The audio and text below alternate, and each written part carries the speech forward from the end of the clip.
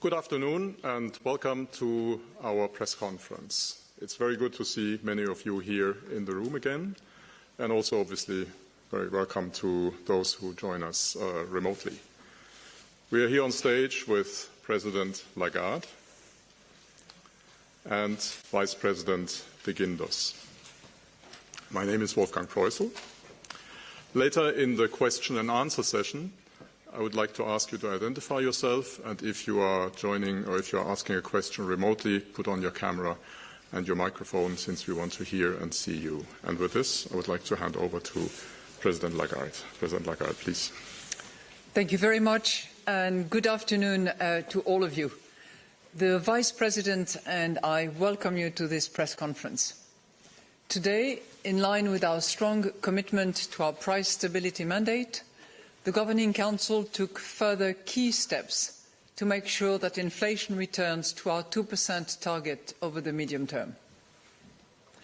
We decided to raise the three key ECB interest rates by 50 basis points and approved the transmission protection instrument that I will refer to as TPI. The Governing Council judged that it is appropriate to take a larger first step on its policy rate normalisation path than signalled at its previous meeting. This decision is based on our updated assessment of inflation risks and the reinforced support provided by the TPI for the effective transmission of monetary policy. It will support the return of inflation to our medium-term target by strengthening the anchoring of inflation expectations and by ensuring that demand conditions adjust to deliver our inflation target in the medium term. At our upcoming meetings, further normalisation of interest rates will be appropriate. The front-loading today of the exit from negative interest rates allows us to make a transition to a meeting-by-meeting approach to our interest rate decisions. Our future policy rate path will continue to be data-dependent and will help us deliver on our 2% inflation target over the medium term. In the context of our policy normalisation, we will evaluate options for remunerating excess liquidity holdings. We assessed that the establishment of the TPI is necessary to support the effective transmission of monetary policy. In particular, as we continue normalising monetary policy, the transmission protection instrument will ensure that our monetary policy stance is transmitted smoothly across all euro area countries. The singleness of our monetary policy is a precondition for the ECB to be able to deliver on its price stability mandate. The TPI will be an addition to our toolkit and can be activated to counter unwarranted disorderly market dynamics that pose a serious threat to the transmission of monetary policy across the euro area. The scale of TPI purchases depends on the severity of the risks facing policy transmission. Purchases are not restricted ex ante. By safeguarding the transmission mechanism, the TPI will allow the Governing Council to more effectively deliver on its price stability mandate. In any event, the flexibility in reinvestment of redemptions coming due in the pandemic emergency programme portfolio remains the first line of defence to counter risks to the transmission mechanism related to the pandemic. The decisions taken today are set out in a press release available on our website, and the details of the TPI are described in a separate press release that will be published at 3:45. I will now outline in more detail how we see the economy and inflation developing, and will then explain our assessment of financial and monetary conditions. So, economic activity is slowing. Russia's unjustified aggression towards Ukraine is an ongoing drag on growth. The impact of high inflation on purchasing power, continuous supply constraints, and higher uncertainty are having a dampening effect on the economy. Firms continue to face higher costs and disruptions in their supply chains, although there are tentative signs that some of the supply bottlenecks are easing. Taken together, these factors are significantly clouding the outlook for the second half of 2022 and beyond. At the same time, economic activity continues to benefit from the reopening of the economy, from a strong labour market and from fiscal policy support. In particular, the full reopening of economy is supporting spending in the services sector. As people start to travel again, tourism is expected to help the economy in the third quarter of this year. Consumption is being supported by the savings that households built up during the pandemic and by a strong labour market. Fiscal policy is helping to cushion the impact of the war in Ukraine for those bearing the brunt of higher energy prices. Temporary and targeted measures should be tailored so as to limit the risk of fueling inflationary pressures. Fiscal policies in all countries should aim at preserving debt sustainability as well as raising the growth potential in a sustainable manner to enhance the recovery. Inflation increased to 8.6% in June. Surging prices were again the most important component of overall inflation. Market-based indicators suggest that global energy prices will stay high in the near term. Food inflation also rose further, standing at 8.9% in June, in part reflecting the importance of Ukraine and Russia as producers of agricultural goods. Persistent supply bottlenecks for industrial goods and recovering demand, especially in the services sector, are also contributing to the current high rate of inflation. Price pressures are spreading across more and more sectors, in part owing to the indirect impact of high energy costs across the whole economy. Accordingly, most measures of underlying inflation have risen further. We expect inflation to remain undesirably high for some time, owing to continued pressure from energy and food prices and pipeline pressures in the pricing chain. Higher inflation pressures are also stemming from the depreciation of the euro exchange rate. But looking further ahead, in the absence of new disruptions, energy costs should stabilise and supply bottlenecks should ease, which together with the ongoing policy normalisation should support the return of inflation to our target. The labour market remains strong. Unemployment fell to a historical low of 6.6% in May. Job vacancies across many sectors show that there is a robust demand for labour. Wage growth, also according to forward-looking indicators, has continued to increase gradually over the last few months, but still remains contained overall.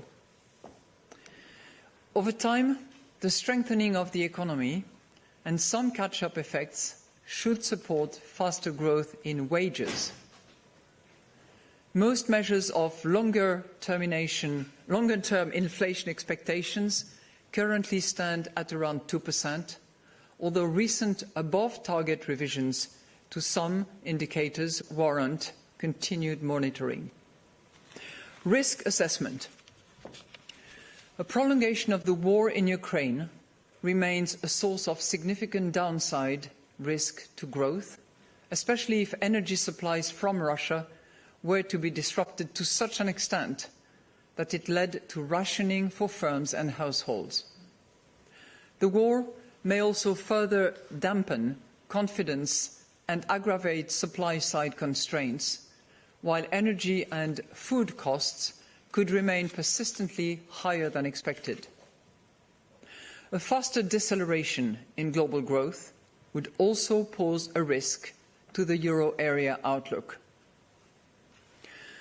The risks to the inflation outlook continue to be on the upside and have intensified, particularly in the short term. The risks to the medium-term inflation outlook include a durable worsening of the production capacity of our economy, persistently high energy and food prices, inflation expectations rising above our target, and higher than anticipated wage rises. However, if demand were to weaken over the medium term, it would lower pressures on prices. So turning to financial and monetary conditions now. Market interest rates have been volatile as a result of the pronounced economic and geopolitical uncertainty. Bank funding costs have risen in recent months, which has increasingly fed into higher bank lending rates, in particular for households. While the volume of bank lending to households remains strong, it is expected to decline in view of lower demand. Lending to firms has also been robust as high production costs, inventory building, and lower reliance on market funding have created a continued need for credit from banks. At the same time, demand for loans to finance investment has declined.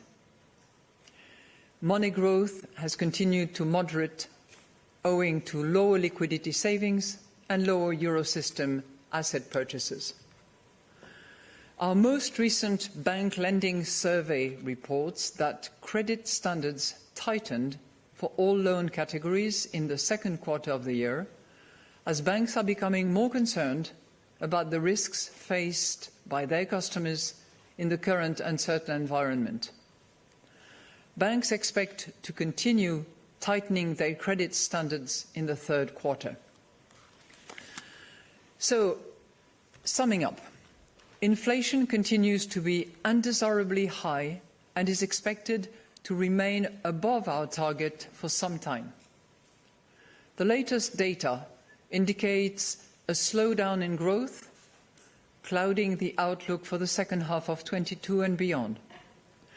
At the same time, this slowdown is being cushioned by a number of supportive factors. The Governing Council has today decided to raise the key ECB interest rates and approved the transmission protection instrument. At our upcoming meetings, further normalisation of interest rates will be appropriate. Our future policy rate path will continue to be data dependent and will help us deliver on our 2% inflation target over the medium term. We now stand ready to adjust all of our instruments within our mandate to ensure that inflation stabilises at our 2% target over the medium term. Our new transmission protection instrument will safeguard the smooth transmission of our monetary policy stance throughout the euro area as we keep adjusting the stance to address high inflation. We're now ready to take your questions. Thank you, President Lagarde. And the first question today goes to Annette Weisbach of CNBC. Thank you very much. Good afternoon, President Lagarde. Good afternoon. My first question is on your forward guidance and what the front-loading means for September, because you previously has been guiding us and the market that September will see a 50 basis point hike unless there is a clear signs of inflation going down. Second question is on Italy. We are seeing yields rising with the political uncertainty at center stage. What's your message to the markets? Is the TPI big enough and bold enough to prevent a potential escalation of the situation? Thank you. Well, thank you very much. And actually, your question helps me give you a bit of an insight of what happened during this really important Governing Council meeting. Governing Council members around the table made two important decisions. The first one had to do with interest rate hikes by 50 basis points, and I will come back to forward guidance in a minute, and also decided to approve at unanimity of the Governing Council, the transmission protection instrument. So let me come back to the interest rate hikes that we decided. And I will come back, as a result, to your forward guidance question. We debated internally within the Governing Council about the pros and cons of sticking to the signalled 25 basis point of July, which entailed the other forward guidance that we gave in respect of September, and the two of them were clearly a package. And having weighed the pros and cons, we decided on balance that it was appropriate to take a larger step towards exiting from negative interest rates. Okay? And we did that on the basis of several indicators, several elements, which we believe constituted a change relative to our June Amsterdam meeting. And I can come back to those four elements because I think they're important. They all relate to, materialization of inflation risks that we had flagged in Amsterdam, but which we have seen materializing in the meantime. And I think the second important component that played a role in our decision was that the situation has changed in relation to transmission. We had not implemented yet the flexible reinvestment under PEP, and certainly we did not have at the time a transmission protection instrument.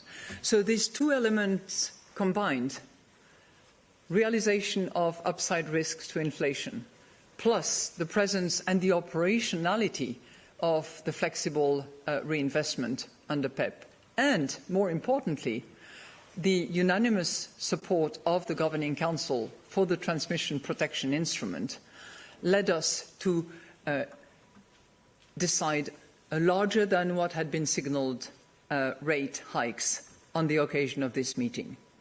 That is really what, if you want to go sort of behind the curtain of the Governing Council debates, this is what took place. I would add that in relation to the rate hikes, we had the debate, weighted the pros and cons, and at the end of the discussion, all members of the Governing Council rallied to the consensus of 50 basis points. So it's a strong indication on both accounts in relation to the higher step that we are taking to exit from negative interest rates, and on the other front, which is making sure that our monetary policy stance is transmitted smoothly throughout the entire euro area. Now, the TPI is obviously an instrument that will help us deliver on our mandate of price stability, bringing inflation in the medium term back to 2%. And under that TPI, all members of the euro area can be eligible, all of them. You will find in the press release later after this press conference the detail of the eligibility conditions. But all members of the euro areas are eligible.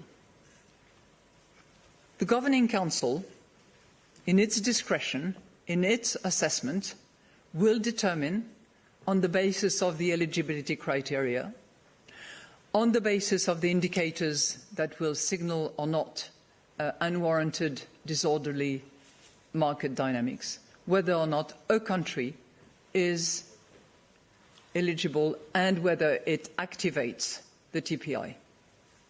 Voila. Thank you. Thank you, President Lagarde. And the next question goes to Alexander Weber of Bloomberg. Alexander, please. Yeah, thanks. Alexander Weber with Bloomberg. I wanted to follow up. Good afternoon, President Lagarde. I want to follow up on Italy. Given that right now there's a very clear reason behind market reaction, do you see any way for you to buy Italian debt in the foreseeable future while arguing that market reaction was unwarranted, which would be the condition for the TPI? And then coming back to the September decision, is this really now the interest rate decision for September? Is it really completely open now, or do you still envision a move of larger than 25 basis points? On your first question, as I have just described TPI, and I'm happy to come back to that in terms of eligibility conditions and decision-making of the Governing Council, TPI is a programme that is designed to address a specific risk that all euro area countries can face. So all euro area countries are in principle eligible to the TPI. Subject to what? Subject to being considered by the Governing Council as eligible to the TPI on the basis, notably, not exclusively, it will be the discretion of the Governing Council to make the decision, notably on the basis of criteria that are very specifically spelled out. If and when the TPI needs to be activated, obviously the Governing Council is going to conduct a thorough assessment of the situation in the affected countries, and the decision to begin TPI purchases, as I said, will be in the entire discretion of the Governing Council. Now, clearly, to assess whether you have unwarranted, disorderly market dynamics, the Governing Council will take into account multiple indicators to determine the warranted versus unwarranted and to determine the orderly versus disorderly. And multiple indicators have been discussed and will be taken into account by the Governing Council. You wanted to come back to September. That's a good point. I think I had addressed that issue with your colleague sitting next to you.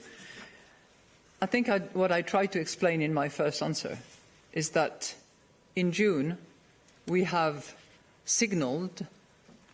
It's not exactly what I said, by the way, neither in my blog nor in my Simtra speech, just in case any of you is interested, and very scrupulous and scrutinises those documents. But at our Amsterdam June meeting, we signalled our intention to increase by 25 basis points. And that was a signal, a degree of forward guidance to that signal, that was coupled with the signal that was given in relation to September. Given the decision that we are taking today, which is to increase, and remember, Amsterdam, for those of you who have forgotten, was we intend to increase by 25 basis points, and at our September meeting, the incremental increase will be possibly larger than 25. And some of you have assumed that it might be 50. But we decided to go for 50 basis points hike in June, and therefore the combined forward guidance that existed for September is no longer applicable. I think if you go back to the monetary policy statement, you see very clearly that from now on we will make our monetary policy decisions on a data-dependent basis, will operate month by month and step by step. So what happens in September is going to depend on what data we have for September, but we are definitely on a normalization path, in order to reach our medium-term objective of 2%. So let me repeat again, because you seem to frown. We will determine in September, on the basis of the data that we receive, and this is a projection exercise in September, remember? That will include all the national central bank in the exercise. So on the basis of the data that we receive at the time of those projections, we will determine what step we take on the normalization path that we are taking in order to deliver on our medium-term 2%. Now, that doesn't mean to say that we are changing the ultimate point of arrival, okay? We are accelerating the exit, and we are following the path of normalization that we have flagged. Thank you. Thank you, President Lagarde. The next question goes to Franziska Kruse of ZDF German Television. Hello, good afternoon. Thank you for having my question. which is the following. How will the ECB decision on the interest rates affect the retail investors in the medium and long term? More specifically, I'm wondering what kind of effect it will have on just a normal private person that is in the market and now wondering what this will do with his or her money. Well, first, we are moving all three interest rates by 50 basis points. So, obviously, the cost of funding for banks and the cost of credit for those who borrow from banks, which I do, given that we have a transmission protection mechanism and that we are very attentive to that, will go up. That's pretty obvious. And why is that actually beneficial at the end of the day for those in the retail sector, for those consumers, for all economic agents? Is that the most precious good that we can deliver and that we have to deliver is price stability. So we have to bring inflation down to 2% in the medium term. That is the imperative under the treaty. That is the strategy review objective that we have set for ourselves, and it's time to deliver. Thank you. And the next question will turn to WebEx and it goes to Francesco Canepa of Reuters. Francesco, please.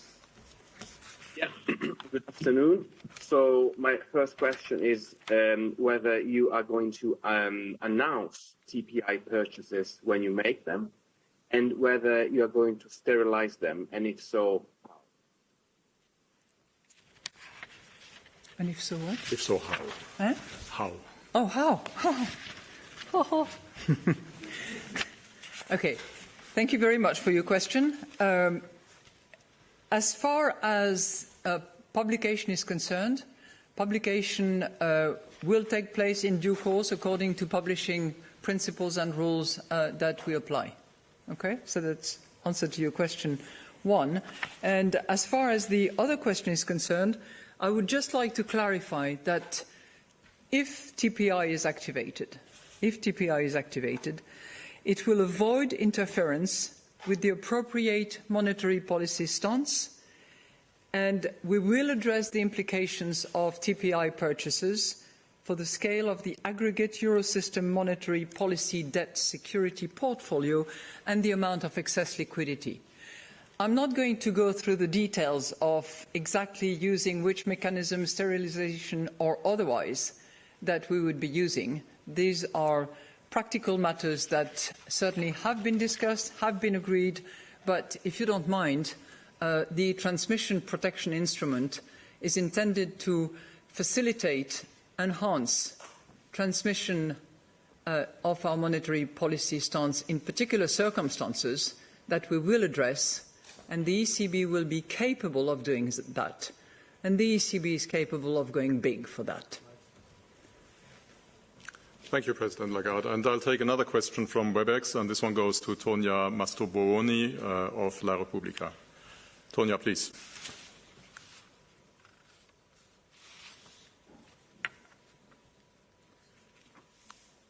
Tonia, we can't hear anything. Can you hear us, and can you unmute, perhaps? Doesn't seem to work. I will come back to you afterwards. So I would like then to go to Martin Arnold of the Financial Times. Martin, please. Thank you very much, Madame Lagarde. Back in March 2020, you said that you were not here to close the spreads. Does this transmission protection instrument mean that you are now here to close the spreads?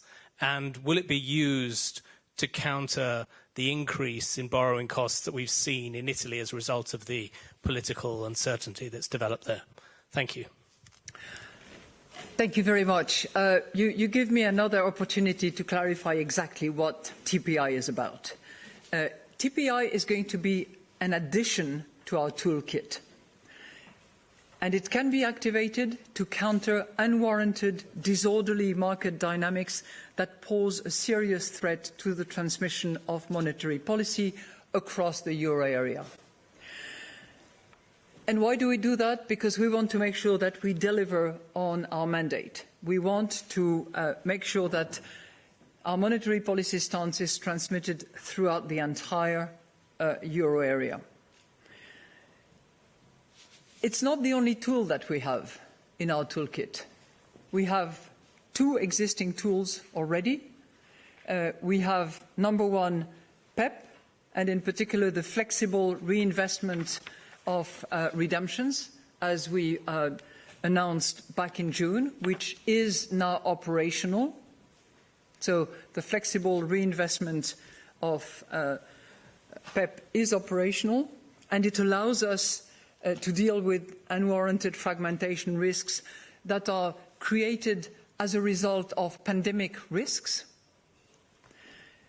We have OMT, which gives us a tool to deal with unwarranted impairment to transmission that are caused by redenomination risks and that are country-specific. And now we have TPI that I have just described in order to counter unwarranted disorderly market dynamics. So we have the three instruments in the toolbox, and they all can be operated. As I have said, and I will repeat, TPI is a program designed for specific circumstances to address specific risks, but that is available to all countries of the euro area, because our concern is that monetary policy is transmitted throughout the entire area.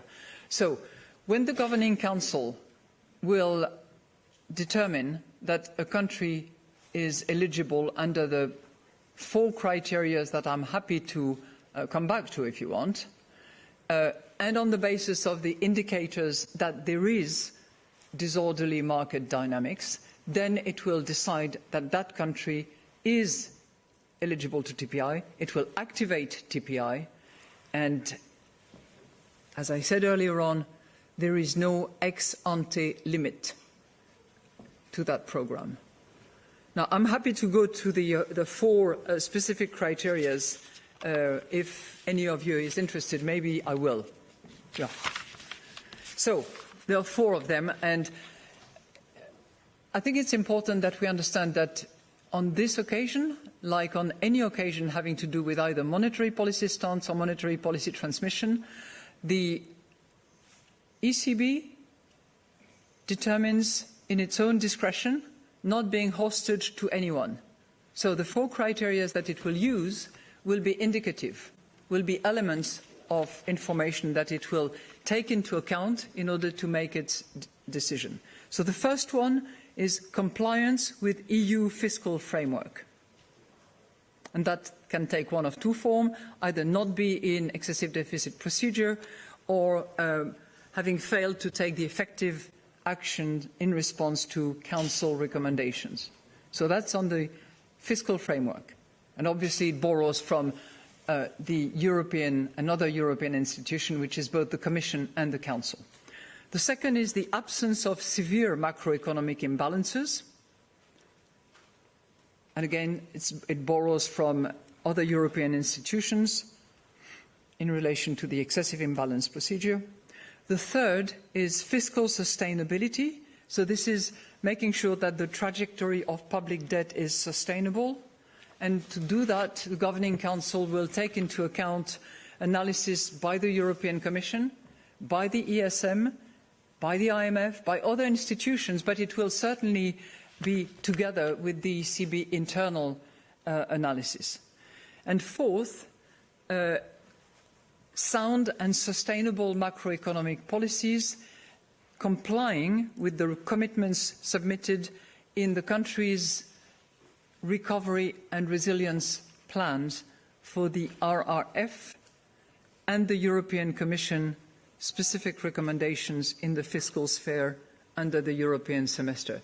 So you have a combination of criteria ranging from fiscal to macroeconomic to compliance with the RRPs in particular, and obviously the DSA. So all these 4 categories will be taken into account by the Governing Council, but once again, the Governing Council decides in sovereignty in respect to eligibility to the TPI. Thank you. Thank you, Madame Lagarde. And the next question goes to Aude Kersulek of the French television BFM TV. Aude, please. Thank you. Good afternoon, Mrs. Lagarde. The hypothesis of a total gas cut from Russia by this winter is more and more credible. And you just spoke about downside risk, and some institutional studies show that this will lead to recession and raise energy costs again. If that happens, will this be a signal to reverse monetary policy and become accommodative again? What could be the reaction of the ECB? Well, thank you very much for your question. But as you know, the primary mandate of the ECB is price stability, which we have defined as the 2% inflation medium term. And what we observe is on the outlook front and on the inflation front, and we try to assess what are the risks to both. We see downside risk to growth. I've explained that in detail in the monetary policy statement and made specific reference to the unjustifiable, unacceptable invasion of Russia against Ukraine and consequences as a result of it. And we are seeing upside risk to inflation, particularly in the short term, but sort of spreading. So, as ECB, what we have to do is act in relation to inflation, given the circumstances. That's what we're doing. To your question about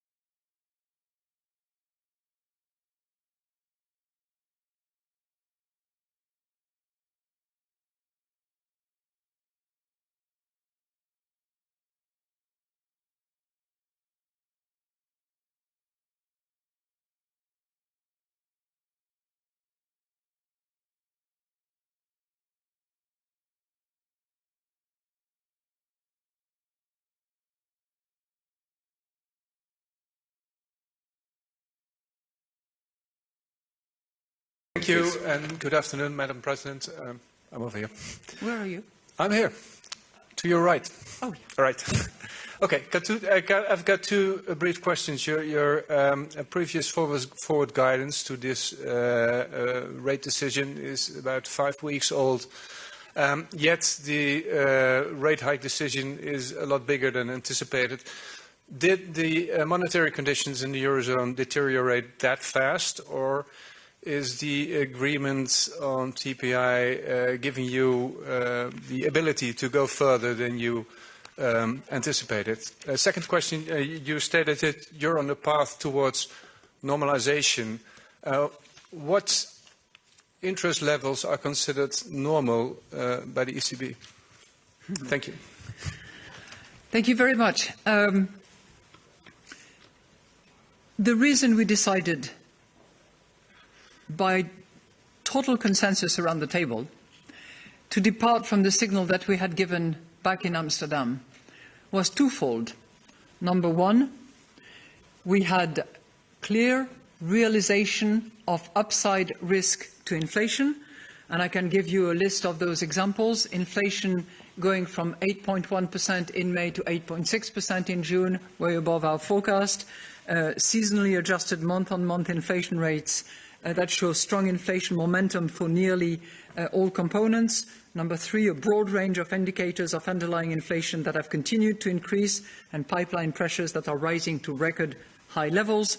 And added to that, which relates essentially to inflation, the euro-dollar rate that has fallen substantially in the last few weeks, which obviously has a bearing on inflation going forward. So it's on the basis of that set of monetary policy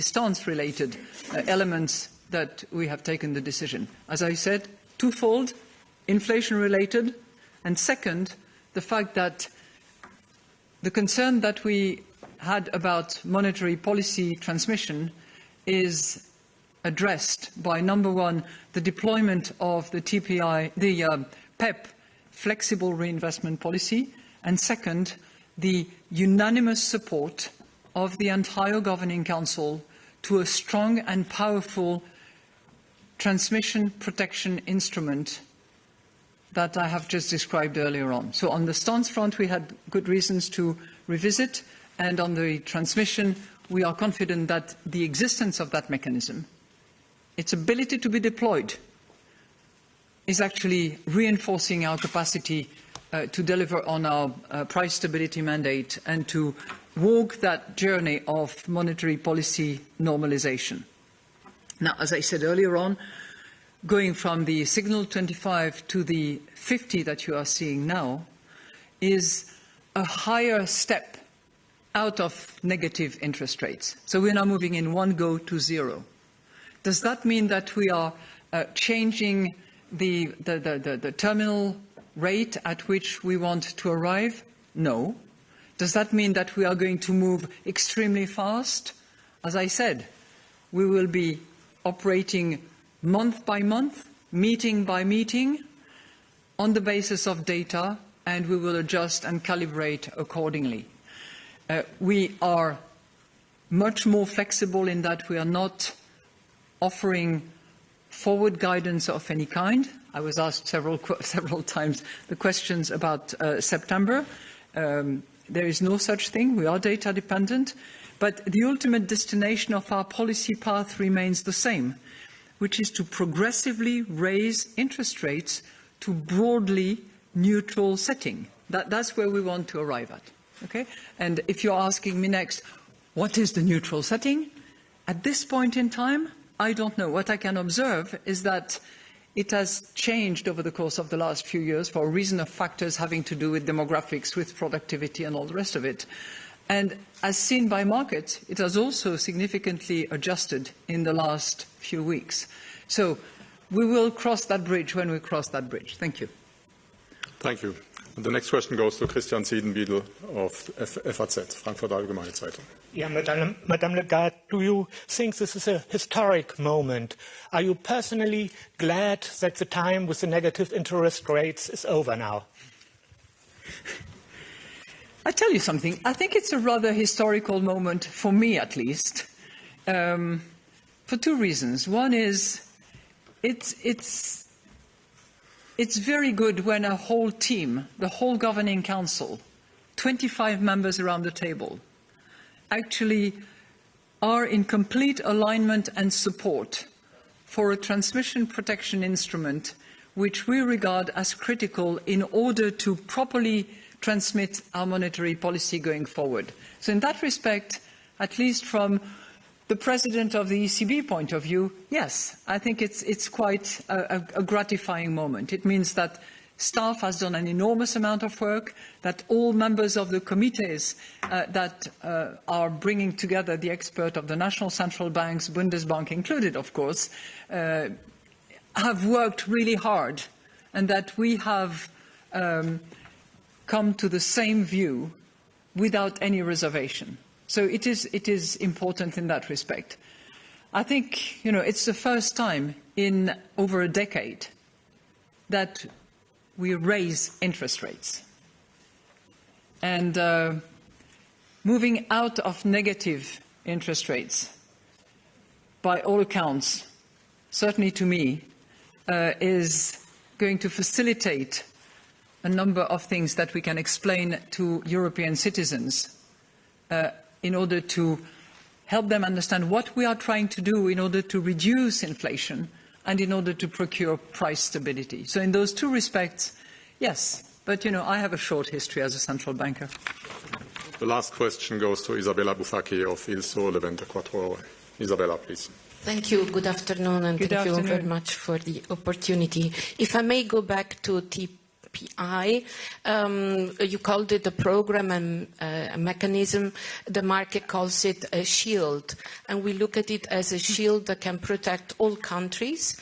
But it's also complex, and by the way you described it, how fast can you trigger if a country needs this kind of shield? And once you trigger it, it means that the country is protected for as much as needed. And then a second question on TLTROs, because banks are worried that you might modify TLTROs that targeted longer-term financing operations with the rise of interest rates, whether it is so, whether it was discussed or it is on program. Thank you. Thank you very much. The transmission protection instrument is an instrument. Okay? It's one that is intended for transmission of monetary policy throughout the euro area. So we intend to use it as a tool to make sure that monetary policy is transmitted throughout the region, our region, and is smoothly transmitted without being impaired by unwarranted, disorderly market dynamics. It is not so complicated. You will see, because the press release will be out in 2 minutes. And it will not give you, by the way, all details. Okay? It will give you some of the eligibility conditions, some key terms and conditions, but you should not expect all details to be there, because there is an element of discretion and judgment on the part of the governing council members to decide or not activation and to assess eligibility or not. And there are certain components that are best kept unpublished, undisclosed and commented upon. And I'm sure that you understand. This instrument has been developed in record time by our teams. They can work fast, we work fast, and we can do so at any point in time. In relation to eligibility, in relation to activation, in relation to drafting, which has been the case. On TLTRO, as you will have noted in the monetary policy statement, there is a particular sentence which says, in the context of our policy normalization, we will evaluate options for remunerating excess liquidity holdings. What has worked in one direction has to be identified, analysed and properly addressed in the other direction. We are now in the process of normalising. Other principles apply, and that's what we will do in the near future. Thank you so much.